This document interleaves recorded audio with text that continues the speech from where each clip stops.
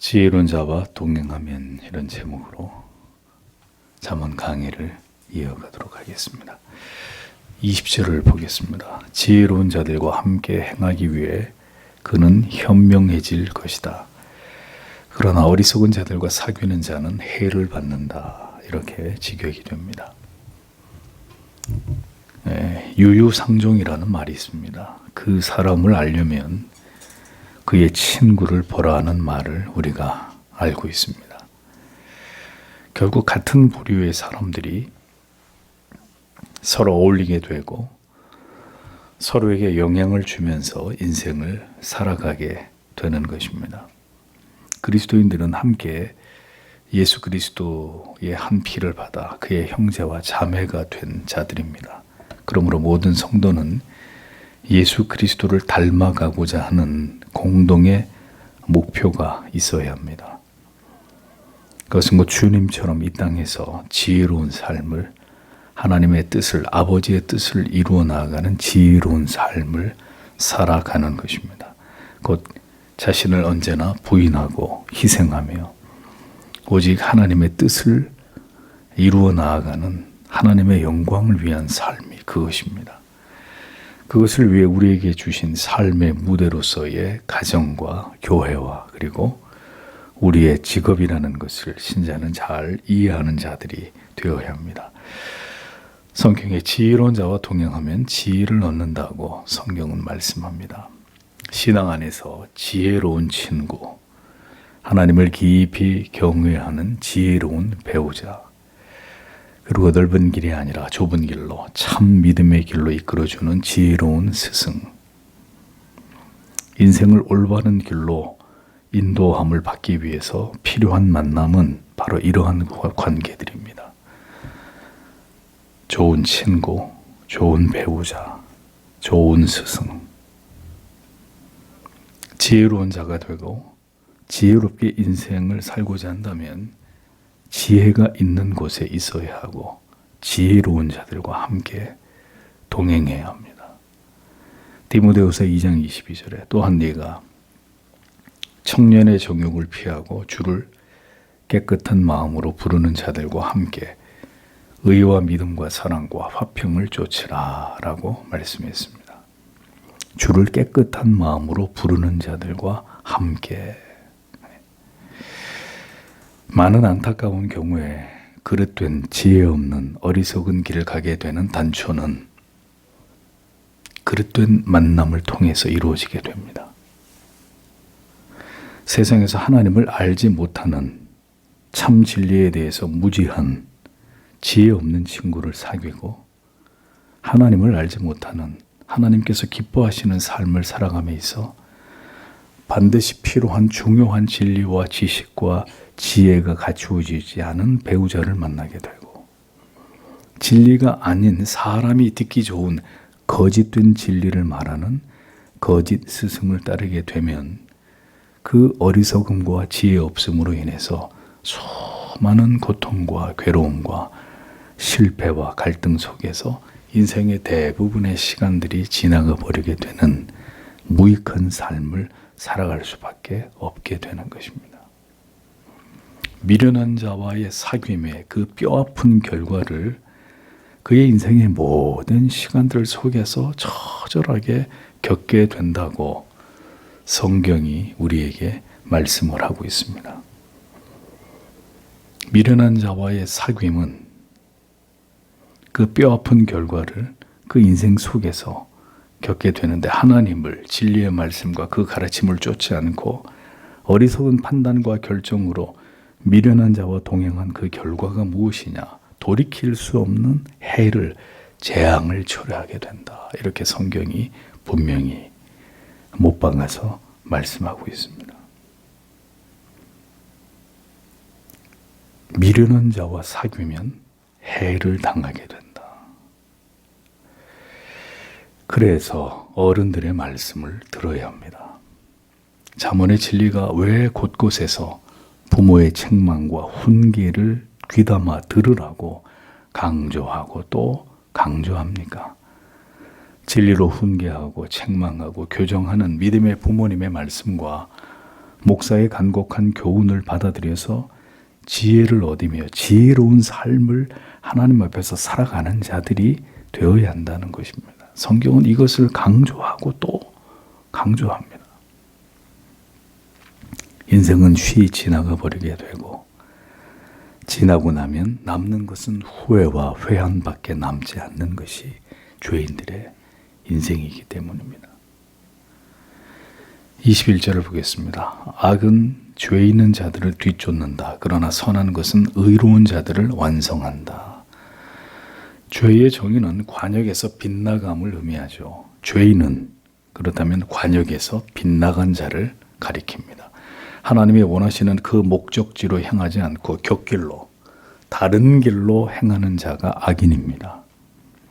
참 진리의 길이 아니라 넓은 길, 곁길로 행하게 되면 그 길은 언제나 악의 추적을 피할 수 없게 된다라고 성경이 말씀하죠. 잠언 11장 19절에서도 의를 굳게 지키는 자는 생명에 이르고 악을 따르는 자는 사망에 이르느니라 라고 분명히 말씀했습니다. 그러니까 진리의 길, 의의 길은 언제나 선이 그 뒤를 따라가게 되고 결국은 그 의인의 길을 완성하도록 역사하지만 하나님을 멀리하고 죄의 길을 가는 자에게는 언제나 악이 그 뒤를 추적하게 된다. 악이 그 뒤를 쫓아가면서 계속 그로 하여금 죄를 짓게 하고 악을 뒤쫓아가게, 악과 함께 동행하게 만들므로 결국은 재앙과 패망의 길로 인도하게 된다고 성경이 말씀을 합니다. 자, 이것이 하나님이 정하신 법칙입니다. 지혜로운 자와 동행하면 지혜를 얻고 미련한 자와 사귀면 해를 당하고 또 재앙은 죄인을 추적하고 선한 보응은 의인을 뒤따라간 의인에게 이르게 되어 있다. 하나님이 정하신 법칙이에요. 모든 인간들이 세상에 살아가지만 이 하나님이 정해진 법칙 안에서 각자 가게 될 길과 각자 마주하게 될 결론에 이르게 된다고 성경이 우리에게 말씀하는 것입니다. 모든 인생들이 깨달아야 될 예외가 없는 규칙입니다. 지혜로운 자와 동행하면 지혜를 얻듯이 진리의 길, 의의 길을 추구하는 자에게는 항상 하나님의 선이 그를 따라오게 됩니다. 반대로 미련한 자와 사귀면 고통과 괴로움을 피할 수 없듯이 불순종의 길, 죄의 길, 불신앙의 길을 행하게 되면 그의 삶에 항상 재앙이 그의 뒤를 쫓아다니게 된다. 우리가 분명히 기억해야 될 사실입니다. 그렇기 때문에 신자는 타협하지 말고 하나님이 기뻐하시는 바른 길로 행해야 합니다. 율례와 규례와 법도와 계명을 곧게 지키는, 그것을 지키기 위해 최선을 다하는 성도의 삶을 살아내야 합니다. 선한 열매가 하나님께서 여러분에게 베푸시는 은총이 여러분들의 삶 가운데 그러면 항상 함께 하게 되는 이런 은혜와 은총을 얻게 되는 것이죠. 우리가 아무리 악한 시대를 살아가고 있다 할지라도 이 악한 세상과 세상의 풍조와 사상과 정신을 쫓지 않고 오직 진리의 길을 행하고자 한다면 하나님은 반드시 우리의 삶을 선한 길로 인도하시지만 우리의 마음과 생각이 이 타락한 세상에 오염되어서 죄악된 것을 쫓는다면 우리의 삶에는 반드시 하나님의 보응이, 성도를 돌이키게 하시는 하나님의 재앙이 찾아오게 된다는 것입니다. 수고와 슬픔뿐인 인생의 여정 속에서 그렇지 않아도 힘들고 지치고 괴로운데 그 걸음이 더 무거워지고 더 고통스러워지고 더 괴롭고 눈물 나는 일들로 인생이 넘쳐나지 않기 위해서는 우리는 그리스도께서 걸어가신 그 의의 길을, 그 참된 진리의 길을 쫓아가는 자들이 되기를 노력하고 하나님께서 오늘도 우리의 앞길을 올바른 믿음의 길로 참 지혜와 진리의 길로 인도해 주시기를 하나님 앞에 늘 기도해야 되는 것입니다. 22절을 보겠습니다. 선한 자는 아들들의 아들들이 상속하게 한다. 그러나 의로운 자에게 죄인의 재물이 쌓인다. 이렇게 기록이 되어 있습니다. 하나님을 경외하고 사랑하고 지혜의 말씀을 따라 순종하는 선한 자의 재산은 하나님이 보존해 주십니다. 악인이 땅에서 끊어지고 간사한 자가 어느 날 땅에서 뽑혀지는 것과 대조적으로 하나님의 백성들의 기업과 산업은 자자손손에게 이르도록 하나님이 그들의 모든 재산과 가업을 지켜주시고 나아가서 영원한 기업을 얻게 하신다고 말씀하고 있습니다. 그뿐만이 아닙니다. 악인들이 모은 모든 재물조차도 결국 의로운 자들이 차지하도록 하나님이 그렇게 역사하시고 섭리하신다고 잠언은 기록하고 있습니다.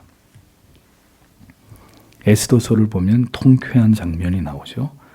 왕이 하만에게 물어봅니다. 왕이 존귀하게 대하기를 원하는 자에게 왕이 어떻게 대우하는 것이 좋겠느냐라고 물어보니까 하만은 그 사람이 자기인 줄 알고 왕이 입는 왕복을 그에게 입히시고 왕이 타는 말을 그에게 타게 하고 왕이 쓰고 계시는 왕관을 취해서 그에게 씌우고 난 다음에 거리를 다니면서 왕이 존귀하게 대하고자 하는 자가 이런 대우를 받소 하고 큰 소리로 모든 사람들에게 알게 하라고 이렇게 왕에게 조언을 합니다. 왕이 뭐라고 하죠? 아 그래 하만아, 그럼 네가 그렇게 나에게 존귀한 자로 대접을 받거라 이렇게 얘기하나요? 당장 가서 모르드게에게 가서 네가 말한 대로 조금도 빠짐없이 그에게 그렇게 행하라고 왕이 명령을 내립니다. 하만은 왕의 명령을 받아 그대로 모르드게에게 시행을 하고 그가 탄 말을 끌면서 왕이 존귀케 하는 자가 이런 대우를 받는 것이요 굴욕적이게, 이 극적인 반전의 드라마 같은 스토리가 성경에 여러 곳에서 등장을 하죠. 악인의 차지가 되는 것이 아니라 악인이 가진 것까지 다 의인이 차지하게 되는 기가 막힌 이런 하나님의 역사와 섭리들을 봅니다. 악인의 모든 것이 의인의 것이 되게 하시고 의인의 모든 재산은 자자손손에 이르도록 하나님이 지키고 보호하신다는 이 하나님의 섭리와 역사를 우리는 믿어야 합니다. 이런 일들은 악인에게는 굉장히 두려운 일이고 의인에게는 너무도 기쁘고 감사하고 위로가 되는 말씀이 아닐 수 없는 것이죠. 중요한 것은 하나님이 그렇게 하신다는 거예요. 하나님이. 그렇게 할 수 있는 주권이 하나님께 있다는 것입니다. 재산이 상속되는 것이 중요한 것이 아니라 여호와 하나님을 믿는 그 투철한 믿음이 부모가 세상을 떠나도 그 자녀들이 그 부모의 믿음을 그대로 계승해서 하나님을 올바로 신앙하게 되므로 자자손손이 영원한 하나님의 나라를 기업으로 얻게 되는 것. 이게 바로 신자의 가문이 얻게 되는 최고의 축복이 아닐 수 없는 것입니다. 우리는 믿음을 상속하는 자들이 되어야 합니다. 물론 하나님이 우리의 재산도 자자손손에게 안전하게 전달되게 하신다고 하지만 돈이 다가 아니라 우리의 믿음을 자자손손에게 상속시킬 수 있는 하나님을 경외하는 신앙을 자손들에게 물려주고 그리고 하나님께로 돌아가는 자들이 되셔야 합니다. 그것이 목적이 된다면 우리의 모든 산업도 우리의 자손들에게 하나님께서 그대로 그들에게 유업으로 물려지도록 하나님이 그렇게 역사하실 것이라는 거죠. 23절은 가난한 자들은 경작지로 인해 양식이 많다. 그러나 정의의 부재로 휩쓸려 가는 자가 있다. 25절에도 비슷한 의미로 의로운 자는 그의 욕구의 풍부함을 위한 음식을 먹는다. 그러나 가난한 자들의 위장은 부족하다. 이렇게 기록이 되어 있습니다. 23절과 25절이 유사한 의미를 담고 있습니다. 가난할지라도 언제나 성실하게 최선을 다하여 일하는 자들은 결국 풍족한 양식을 얻게 만드시는 하나님이시라는 겁니다. 그러나 하나님 앞에서 불의하고 악한 방법으로 계속해서 재산을 모으는 자는 결국 그 모든 재산을 하나님이 휩쓸어 가신다 라고 말씀하고 있습니다. 탕폐하다라는 말은 휩쓸어가다라는 의미입니다. 불의하고 악하게 하나님의 법을 어기고 거스리며 재산을 모은 자의 물질을 하나님이 어느 순간에 모두 몰수해 가신다는 거예요. 우리에게 주신 물질을 어느 곳에 어떻게 사용하는지를 모두 지켜보고 계시는 불꽃 같은 하나님의 시선을 우리는 언제나 의식해야 합니다. 하나님은 오늘도 우리의 모든 성실한 노동을 보고 계십니다. 정직과 성실의 유무를 하나님이 정확히 알고 계십니다. 그에 따라 하나님께서는 열심히 수고하고 노력한 자들에게 정직하게 보상하십니다. 그러나 불의와 불법으로 온갖 악한 방법과 사람을 속이는 것으로 부를 축적한 모든 자들의 재산은 하나님이 반드시 몰수하시고 그들을 망하게 하시는 하나님이시다라고 성경은 말씀합니다. 하나님을 의식하는 자, 하나님의 법과 정의를 두려워하는 자, 하나님께서도 그를 지키시고 보호하시고 그에게 복을 주시지만 하나님의 눈을 업신여기고 무시하고 모든 불법을 행하는 자, 하나님은 그 모든 악에 대해서 반드시 대가를 치르게 하시는 그런 분이십니다. 하나님 앞에서 정직하고 성실하게 법을 지키며 최선을 다해 노력한 자에게 하나님은 반드시 그에게 풍요로움을 약속하고 계시고 모든 불의하고 악한 방법으로 돈을 번 자는 결국 모든 것을 빼앗아 그로 인해 철저한 궁핍과 언제나 부족하고 모자란 핍절함 가운데 그를 있게 하실 것이라고 성경은 우리에게 분명하게 말씀하고 있습니다. 하나님을 멸시하고 믿음의 길로 행하지 않으면, 하나님을 경외하는 가정이 되지 않으면 결국 궁핍함에서 벗어날 수 없게 되는 것입니다. 악인들이 어떻게 살아가든지 그것은 상관이 없습니다. 그러나 성도의 가정이 이러한 진리의 말씀을 따라 살지 않게 되면 반드시 기록된 말씀대로 그의 인생 속에 응하게 된다는 겁니다.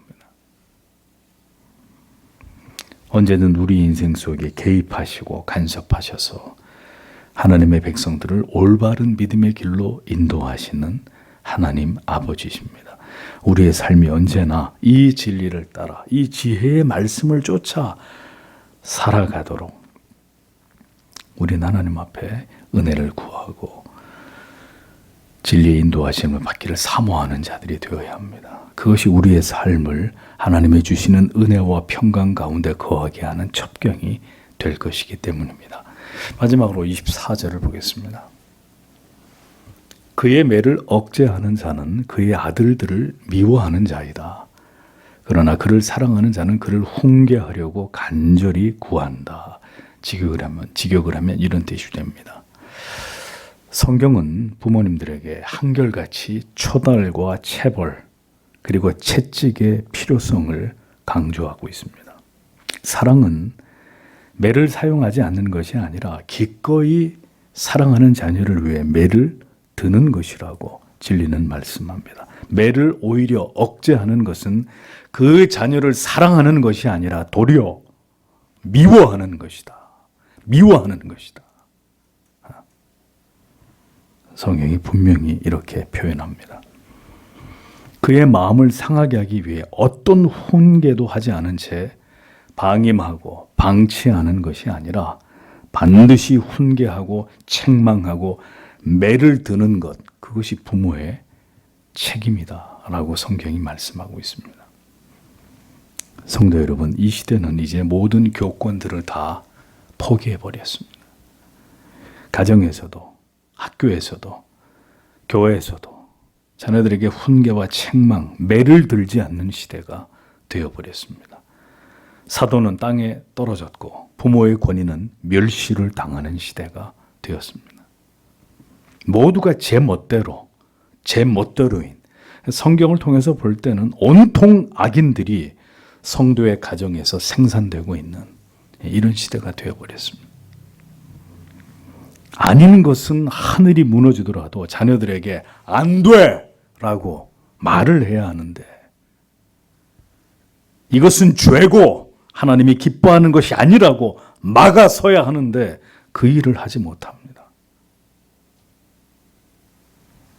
성도 여러분, 자녀를 향한 사랑이 하나님의 공의를 넘어서지 않게 하십시오. 또한 자녀를 향한 책망과 체벌과 훈계가 하나님의 긍휼과 자비에 미치지 못하는 일이 일어나지 않게 하십시오.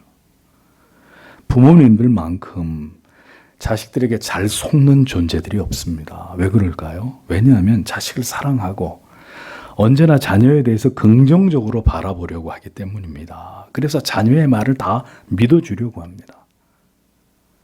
좋습니다. 일부러 모든 것을 매사에 부정적으로 보거나 자녀의 모든 말을 불신하는 부모님도 온전한 부모는 아니겠죠.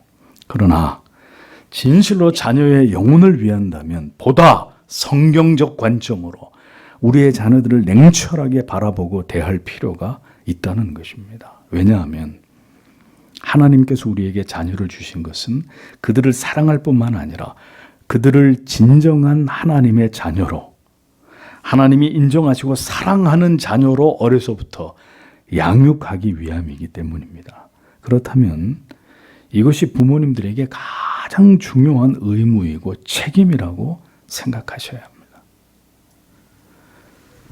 지금은 그들이 받아들이지 못하고 이해하지 못하더라도 인생을 지나가면서 그들이 가장 힘들고 괴롭고 고통스러운 어느 날 늘 믿음의 아버지가 어머니가 해주시던 바로 그 말씀이 생각이 나서 다시 하나님께로 돌아올 수 있도록 만들기 위해서라면 우리는 그들이 지금 듣고 싶은 말을 해주는 것이 아니라 하나님이 그들에게 하고자 하시는 말을 그들의 마음 속에, 기억 속에 남겨놓아야 되는 것입니다. 듣든지 듣지 않든지. 부모님들께서 때로는 하나님의 지엄하신 법 앞에서 냉정해지셔야 될 때가 있습니다. 하나님의 말씀이 분명 금하는 것이라면 부모님은 그것을 금지시켜야 합니다. 엘리 제사장을 보십시오. 하나님 앞에서 참남한 악을 저지르는 그 불량한 두 아들, 대제사장인 아비로서 제재하지 않았습니다. 어떻게 됐습니까? 하나님이 그들을 죽여버렸습니다. 아론의 아들 나답과 아비후, 하나님이 명하시지 않은 다른 불을 향로에 담아서 하나님께 드리다가 어떻게 됐습니까? 하나님의 심판의 불로 타 죽어버렸습니다. 자녀의 말과 주장과 논리에 끌려가는 것이 아니라 자녀를 설득하고 끝까지 악을, 어리석음을 막아서고 포기시키는 일에 최선을 다해야 합니다. 하나님의 말씀으로 바른 진리로 돌이키게 하고 하나님의 말씀을 어기고 불순종함에 대해서 끝까지 권면하고 훈계하고 교훈해야 합니다.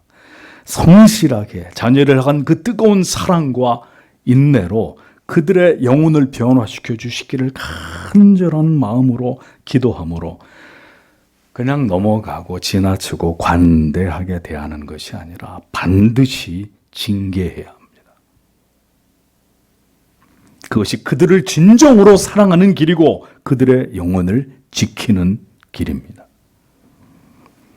자녀들을 참된 믿음으로 돌이키게 하기 위해 힘써 기도하며 애끓는 마음으로 책망하고 훈계하지 않은 채로 그들을 방치해서 세상에서 살아가게 한 그 모든 일에 대해서 하나님은 반드시 그 믿음의 부모님들에게 책임을 물으실 것입니다. 자녀들에게 복음을 전하지 않고 그들에게 따가운 말로 죄에서 불신앙의 자리에서 돌이키라고 말하기를 주저한 그 모든 결과가 자녀들의 인생 속에서 얼마나 뼈아픈 고난과 시련으로 하나님의 두려운 징계로 찾아오게 되는지를 하나님 앞에서의 부모의 직무를 유기한 분들은 똑똑히 보시게 될 겁니다. 성경은 부모를 통해서 훈계와 책망을 들은 자녀들이 반드시 지혜롭고 명철한 하나님의 자녀가 된다고 약속해 주고 계십니다.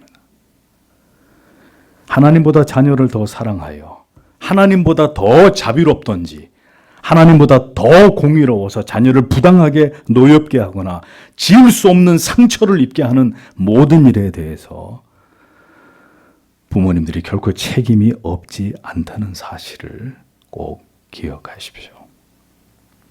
일체의 체벌을 금하고 책망을 금하는 이 사악한 인본주의 교육 체계와 이 시대의 타락한 정신이 지금 우리 아이들의 영혼을 망치고 있습니다. 완전히 망치고 있습니다. 그들이 하고 싶은 대로 하도록 내버려 두는 이 같은 교육의 태도가 자유가 아닌 무책임한 방종으로 저들의 인격과 정신을 병들게 하고 있습니다. 내 인생이니 네 마음대로 하렴. 여러분, 이것은 명백한 방치입니다. 방임입니다. 부모로서의 직무유기입니다. 자기 인생만 편하자고 자녀를 버리는 것이나 다름없단 말이죠. 그러면 자녀를 왜 낳아요? 낳지를 말아야죠. 그렇게 어리석고 죄악된 길로 걸어가도 그저 구경만 할 것 같으면 내 인생이니 네가 알아서 하라 이렇게 말하는 것이 전부라면 여러분, 장차 하나님 앞에서 부모된 사명, 그것을 하나님 앞에 올바로 감당하지 못한 죄를 어떻게 감당하시려고 합니까? 고아가 아닌데도 마치 고아처럼 자녀들을 키운 부모님이 계십니까? 회개하셔야 됩니다. 자녀들의 영혼을 위해, 그들의 회심과 구원을 위해 눈물을 흘려 간절하게 기도하지 않는 이런 부모님이 계신다면 그 자녀는 영적인 고아입니다. 하나님이 반드시 그 죄를 물으실 것입니다. 자녀는 언제나 부모에게서 공의와 사랑을 모두 경험할 수 있어야 합니다. 이럴 때는 이것이 절대로 그냥 넘어갈 수 없는, 이것이 죄로구나. 내가 하나님 앞에 죄를 지은 것이로구나. 그럼에도 불구하고 하나님은 나를 변치 않고 사랑하시는 분이시구나. 이걸 최초 누구를 통해서 배우게 되느냐?